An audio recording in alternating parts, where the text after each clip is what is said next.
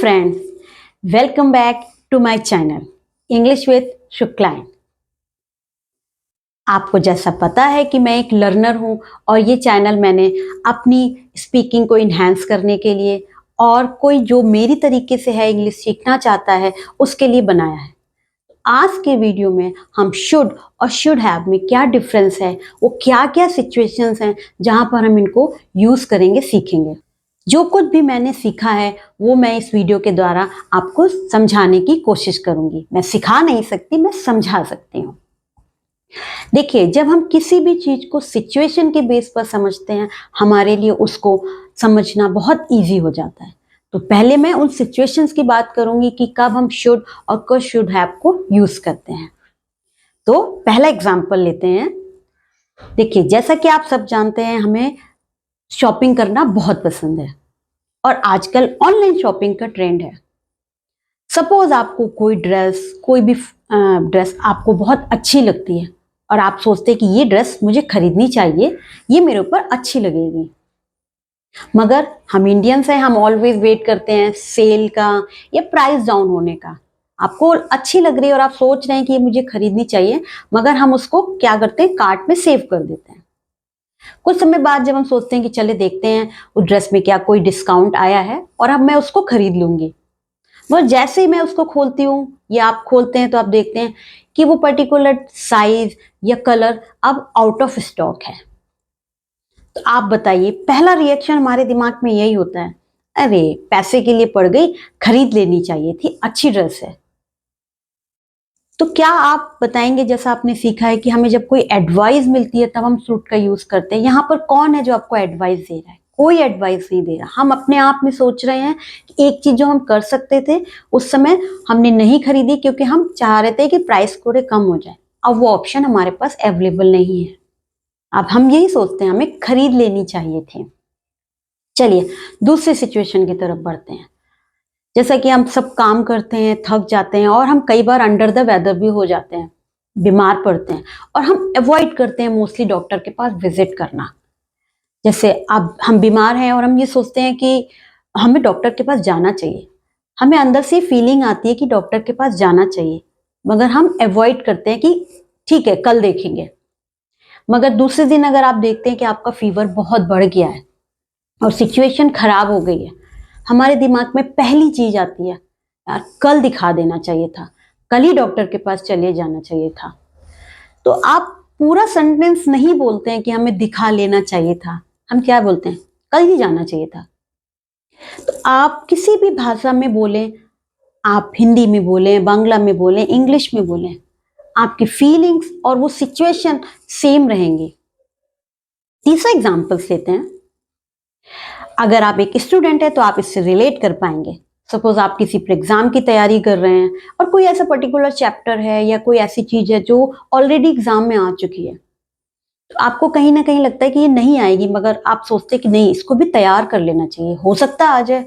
या आपका कोई फ्रेंड बोलता है इसको तैयार कर लेते हैं, हमको ये तैयार कर लेना चाहिए चैप्टर, मगर आप सोचते हैं कि जो तैयार है उसको पहले देख लेता हूँ, इसको बाद में कर लूंगा, ये तो आ चुका है। और जब आप एग्जाम देने जाते हैं तो आप देखते हैं कि जो सबसे लेंदी क्वेश्चन है वो उसी चैप्टर से आया है। पहला थॉट जो हमारे दिमाग में आता है, चाहे आप बांग्ला, इंग्लिश, उर्दू, हिंदी किसी में भी सोचेंगे, तैयार कर लेना चाहिए था। यही थॉट हमारे दिमाग में आता है, तैयार कर लेना चाहिए था, पढ़ लेना चाहिए था, काश पढ़ लिया होता तो आज मैं ये कर पाता। चलिए एक कुछ अलग और एग्जाम्पल लेते हैं। आप एक स्टूडेंट हैं और आप स्कूल में हैं। ऑब्वियस है कि आप, अगर आपको कोई पसंद आ गया होगा, बहुत कॉमन सी बात है, आप किसी लड़की को पसंद करते हैं और आप सोचते हैं कि मुझे इसको प्रपोज करना चाहिए, मुझे बहुत लड़की पसंद है और मैं इसको प्यार भी करता हूँ, मुझे प्रपोज करना चाहिए। अपने दोस्त को बताते हैं, वो भी कहता है यार तुम्हें प्रपोज करना चाहिए, मगर आप कुछ डर जाते हैं कि नहीं अभी नहीं, अभी शायद समय ठीक नहीं है। फिर आप डिसाइड करते हैं कि लास्ट डे जो होगा हमारा, या जिस दिन हमारा रिपोर्ट कार्ड या फाइनल डे होगा, मैं उस दिन प्रपोज करूंगा। मगर आपको तो नहीं पता व्हाट फ्यूचर होल्ड्स। आप जब वहां पर जाते हैं और वो लड़की आपको एक कार्ड देकर अपनी शादी में इनवाइट करती है, तो आपके दिमाग में जो थॉट आता है, या किसी के दिमाग में भी आएगा, प्रपोज कर देना चाहिए था, मुझे ना पहले ही प्रपोज कर देना चाहिए था। तो देखिए, ये सारे सिनेरियोज हैं और ऐसी बहुत सारी सिचुएशन है जो हमारी डे टू डे लाइफ में आती हैं। आप मुझे बताइए यहाँ पर कौन आपको एडवाइस दे रहा है कि आपको ये करना चाहिए था? हम खुद सोच रहे हैं। तो देखिए, सिचुएशन ये है कि आपके पास कोई अपॉर्चुनिटी थी, आपने उस समय उसको नहीं ग्रैब किया, या आप कुछ एक टाइम पर कर सकते थे और आपने नहीं किया और आप पछता रहे हैं। उस सिचुएशन में हम शुड हैव को यूज करते हैं। एक और छोटा सा एग्जांपल लेते हैं। सपोज बारिश हो रही है, मम्मी कह रही है छाता ले जाओ, और आप इग्नोर कर देते हैं, अरे कुछ नहीं होता, और आप बाहर जाते हैं और बहुत तेज बारिश होने लगती है। क्या ये पहला थॉट नहीं है जो आपके दिमाग में आता है? छाता ले लेना चाहिए था, मम्मी सही कह रही थी, छाता ले लेना चाहिए था। ऐसा हमारे थॉट में आता है, वो आप किसी भी लैंग्वेज में बोलिए। तो ये सारी चीजों में हम शुड हैव को यूज करते हैं। अब आइए जानने की कोशिश करते हैं कि हम स्ट्रक्चर को कैसे बनाते हैं। देखिए, शुड वाला तो आप सबको पता है, you should go, you should not go, you should ओबे योर पेरेंट्स। अगर आपको नहीं पता है तो आप मुझे बताइएगा, मैं एक सेपरेट वीडियो इसके लिए बना दूंगी। मैं बात करूंगी शुड हैव का स्ट्रक्चर फॉर्मेशन कैसा होता है। उसके लिए आपको दो बातें जानने की बहुत ज्यादा जरूरत है। देखिए, मैं एक लर्नर हूं और एक बिगिनर भी हूं, तो मेरे पास ऐसा कोई ब्लैक बोर्ड नहीं है, तो मैं आपको बोलकर बताने की कोशिश करती हूँ कि पहला रूल ये है कि जब भी आप कोई model would, could, should, may, might, will use करते हैं, इसके साथ हमेशा वर्ब की बेस फॉर्म या मदर फॉर्म आती है। बेस फॉर्म जैसे आप प्ले, प्लेड, प्लेड, तो जो बेस आपका प्ले है वो फॉर्म आप यूज करते हैं। दूसरा रूल ये है इस मॉडल्स के सेंटेंसेस को बनाने के लिए कि जब आप कोई भी सिचुएशन में मॉडल यूज कर रहे हैं और पास्ट टाइम की बात करते हैं, यानी आपकी जो अपॉर्चुनिटी थी वो मिस हो गई, उस सेंटेंस के बारे में बात करते हैं, तो आप हैव लगाते हैं। और जब आपको पता है कि हैव के साथ हम हमेशा वर्ब की थर्ड फॉर्म यूज करते हैं, तो आपको शुड के साथ हैव लगाना है, हैज नहीं लगाना है, चाहे आपका सेंटेंस सिंगुलर नाउन के बारे में हो या प्लूरल नाउन के बारे में। क्यों? क्योंकि हैज, हैव, हैड, ये तीन वर्ब्स हैं, इनका बेस फॉर्म हैव है। इसलिए आप आई शुड हैव बोलेंगे और ही शुड हैव। यहां पर ही शुड हैज नहीं होगा, क्योंकि मॉडल हमेशा मदर फॉर्म या बेस फॉर्म लेता है। तो इन दो रूल्स को आप ध्यान रखेंगे, उसके बाद आप सेंटेंस फॉर्मेशन करेंगे। पहली सिचुएशन के बारे में हम बात करते हैं, जहां पर आपने वो टॉप आपको या ड्रेस आपको खरीदनी चाहिए थी। तो सेंटेंस आपका सिंपल सेंटेंस जो होगा, I should by this, I should by this. अब अपॉर्चुनिटी निकल गई है और आपको फिर आप सोच रहे हैं कि वो खरीद लेनी चाहिए, तो आई शुड तो वहीं रहेगा, क्योंकि आप पास में गए, आप हैव का यूज करेंगे। I should have bought that dress, I should have bought that dress. पास में गए हैं इसलिए शुड के साथ आप हैव लगाएंगे, और हैव लग गया है इसलिए आपकी थर्ड फॉर्म ही यूज होगी। अब आप बेस फॉर्म यूज नहीं कर सकते हैं, क्योंकि हैव की दोस्ती सिर्फ थर्ड फॉर्म के साथ है, वो और किसी को अपना फ्रेंड नहीं बनाता है। चलिए, दूसरा एक सिचुएशन हमारे था, जो हम डॉक्टर के पास हमें जाना चाहिए, तो हम क्या सोचते हैं, I should go to the doctor या I should visit the doctor.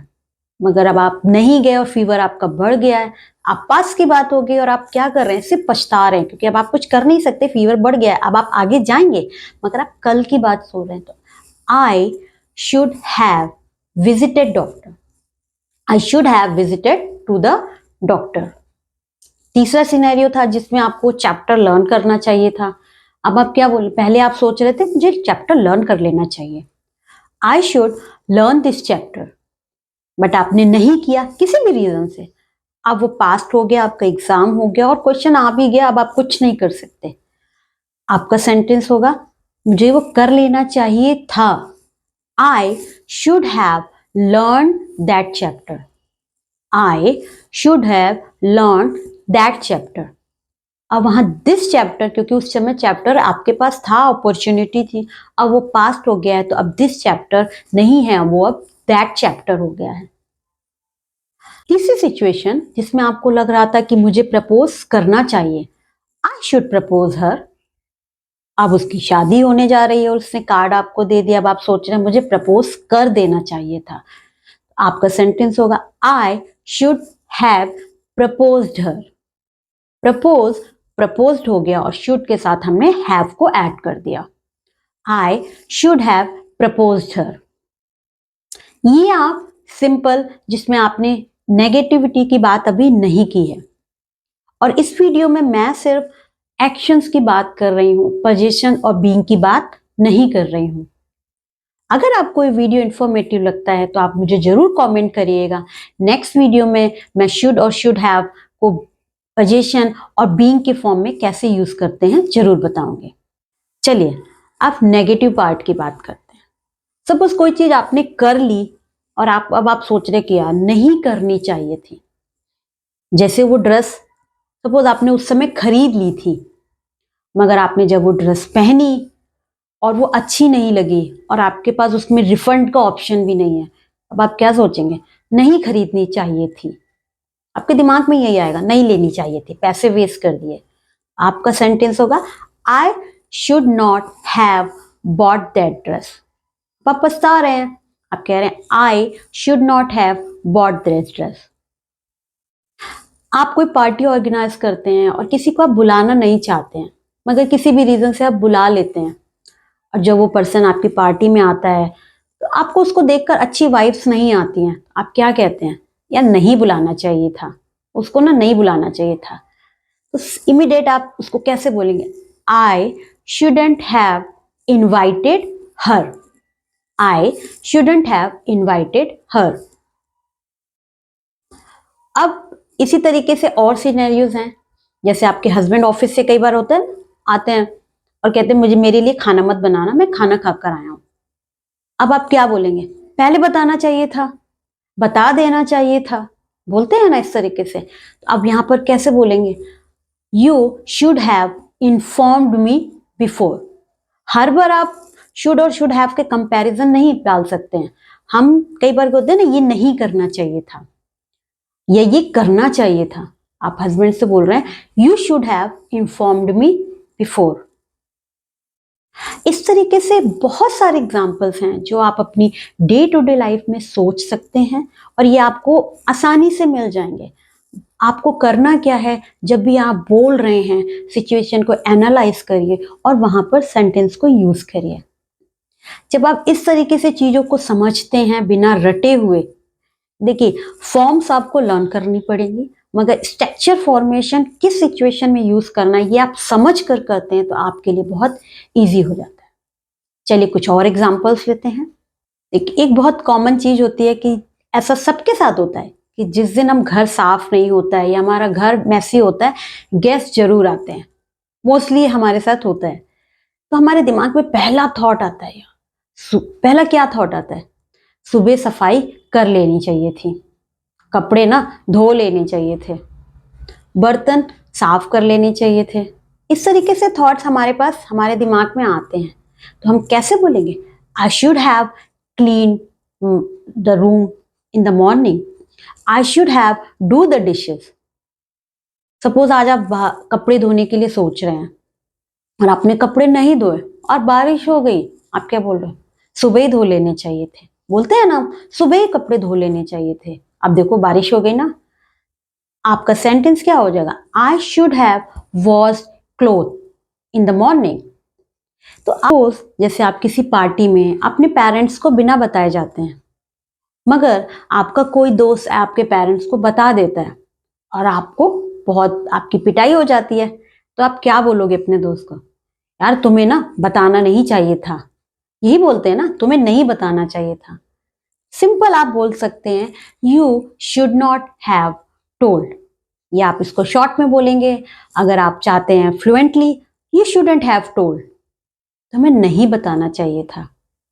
दूसरा एग्जाम्पल, सपोज आप पार्टी में गए और आपका एक दोस्त पार्टी में नहीं आया किसी भी रीजन से, और आप दोस्त से मिलते हैं, दूसरे दिन कहते हैं तुम क्यों नहीं आए थे, तुम्हें आना चाहिए था, पार्टी वॉज अमेजिंग, ऐसे हम बोलते हैं। आप क्या बोलेंगे? Y didn't you come? You should have come. You should have come, party was amazing. तो देखिए ये कई सारे सिनेरियोज हैं जो आप यूज कर सकते हैं अपने डे टू डे लाइफ में और इनको इम्प्लीमेंट कर सकते हैं। मैं आपको कुछ सिचुएशन देने जा रही हूँ, आप उन सिचुएशन को समझिए और सेंटेंसेस को बनाइए और कमेंट बॉक्स में लिखिए। जैसे आपकी किसी से आर्ग्यूमेंट हो जाती है, हस्बैंड से या सास से, किसी के साथ भी, आपके फ्रेंड के साथ, तो जब चीजें नॉर्मलाइज हो जाती है, हम इस तरीके से बात करते हैं, तुम्हें ना मेरी इंसल्ट नहीं करनी चाहिए थी, तुम्हें मुझसे इस तरीके से बात नहीं करनी चाहिए थी, तुम्हें उसको थप्पड़ नहीं मारना चाहिए था, तुम्हें उसे इनवाइट करना चाहिए था।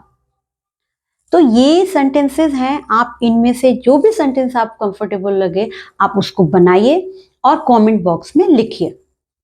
सो आज के लिए इतना ही, मिलेंगे नेक्स्ट वीडियो में। अगर आपको ये वीडियो पसंद आया है तो please like my video and subscribe my channel, और प्लीज़ नोटिफिकेशन दबाना मत भूलिएगा ताकि आपको मेरे नेक्स्ट वीडियोस के बारे में पता चल सके।